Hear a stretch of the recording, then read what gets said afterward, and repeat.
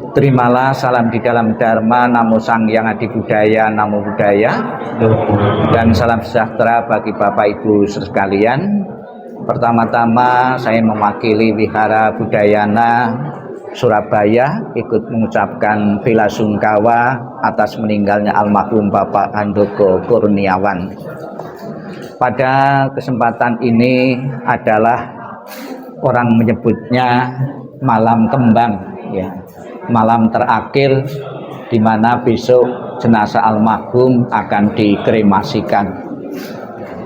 Malam terakhir sering disebut malam kembang ini, mungkin ada yang mengatakan malam kembang ini karena banyak bunga-bunga yang ditempatkan sekitar peti jenazah maupun di sekitar dari tempat ini.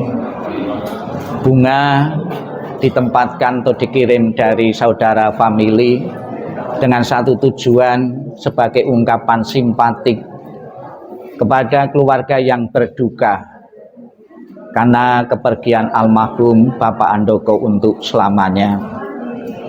Namun bunga di kalangan umat Buddha juga memiliki makna khusus, yaitu sebagai simbol atau lambang ketidakkekalan, ketidakabadian. Bisa kita lihat kalau bunga yang asli atau bunga yang segar, perkembangan perubahannya sangat kentara sekali, sangat kelihatan sekali. Dipetik tadi pagi, kemudian siang, sore, bahkan besok sudah kelihatan layu, ya. Ini adalah satu pelajaran bagi kita semua yang hadir di sini, maupun satu peringatan bagi arwah beliau bahwa kehidupan yang dijalani oleh seseorang adalah kehidupan yang tidak kekal, tidak abadi. Kita lahir, berkembang, dan akhirnya mengalami kematian. Hukum kematian berlaku kepada siapapun.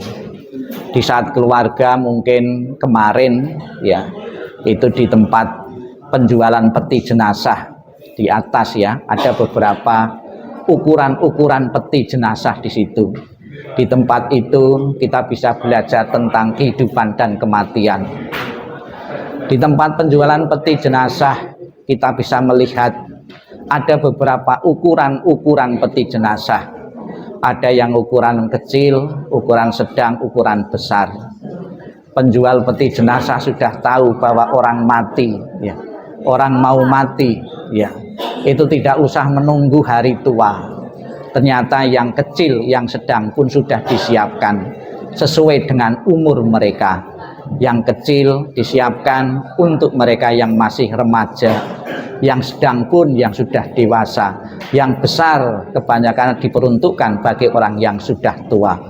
Jadi kematian datang bukan saja menunggu hari tua, namun usia berapapun bisa mengalami kematian. Itu pelajaran yang pertama. Pelajaran yang kedua, di saat di tempat penjualan peti jenazah kita bisa melihat juga ada beberapa atribut-atribut atau simbol-simbol keagamaan yang ditempelkan di peti jenazah. Ada salib, ya, ada perjamuan, ada dalam tradisi, ada Buddha, kemudian ada juga Konghucu dan sebagainya. Ini sebuah kesimpulan juga bagi kita. Kamu mau beragama apapun juga akan mengalami kematian. Terbukti penjual peti mati juga sudah menyiapkan peti mati sesuai dengan agama-agama yang akan memakainya. Kemudian juga di tempat penjualan peti jenazah kita bisa bertanya. Di situ ada harga-harga. Ada yang harganya murah, ada harganya yang sedang, ada harganya yang mahal. Di situ juga kita bisa belajar, kamu mempunyai tingkat ekonomi seperti apapun juga akan mengalami kematian juga. Orang miskin juga akan mati. Terbukti sudah disiapkan peti mati yang harganya murah, yang harganya sedang, yang harganya mahal. Seorang konglomerat atau pengusaha, ya, itu pun juga akan mengalami kematian. Terbukti penjual peti juga sudah tahu menyiapkan peti mati sesuai dengan ekonomi mereka.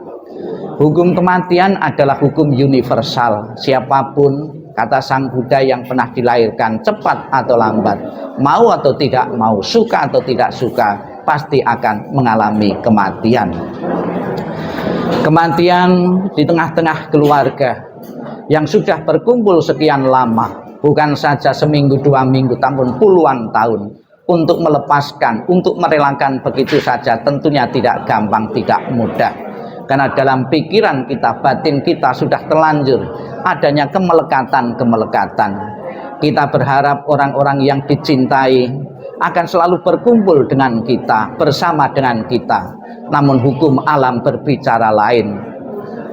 Apabila keluarga tidak ingin larut dalam kesedihan atau penderitaan karena berpisah dengan orang yang dicintai, kata Sang Buddha, segera bisa menerima hukum kematian yang berlaku kepada siapapun.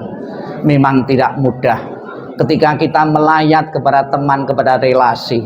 Gampang saja kita memberi nasihat mereka, ikhlaskan ya, relakan ya.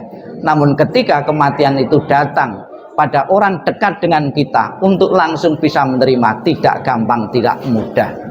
Namun apabila kita tidak ingin berlarut-larut dalam kepedihan dan dalam kesia-siaan, segeralah bisa menerima hukum kematian yang akan berlaku bagi siapapun. Ditinggal kematian suami, ditinggal kematian seorang ayah, bukan saja terjadi hari ini pada keluarga Anda, keluarga-keluarga yang lalu, ya, yang akan datang, maupun saat ini pun juga satu persatu anggota keluarga kita akan mengalami kematian. Saya berpesan kepada keluarga yang ditinggalkan, tidak perlu terlalu dicemaskan kelahiran seperti apa setelah kehidupan beliau nantinya.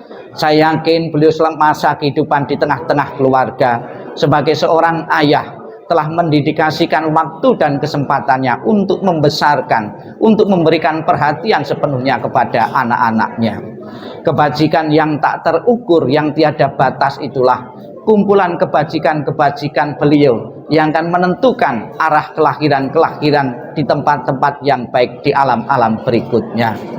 Lebih-lebih kita bersama-sama sampai besok kita memohon, memuji, mengagungkan Amitabha Buddha. Di dalam janji prasetyanya Buddha Amitabha mengatakan, barang siapa menyebut namaku, mengulang namaku dengan penuh keyakinan dan berharap untuk terlahir di alam surgaku, surga Sukawati, maka akan menjemput arwah itu dan menempatkan di alam surga sucinya. Semoga dengan kekuatan kebajikan, dengan kekuatan doa dan dukungan moral dari semua pihak yang hadir maupun yang tidak hadir, almarhum benar-benar segera menempati alam surga bahagia, dan keluarga yang ditinggalkan segera merelakan, mengikhlaskan kepergian almarhum benar-benar menjadi kenyataan dan mengikhlaskan sepenuh hati. Sadu, sadu, sadu.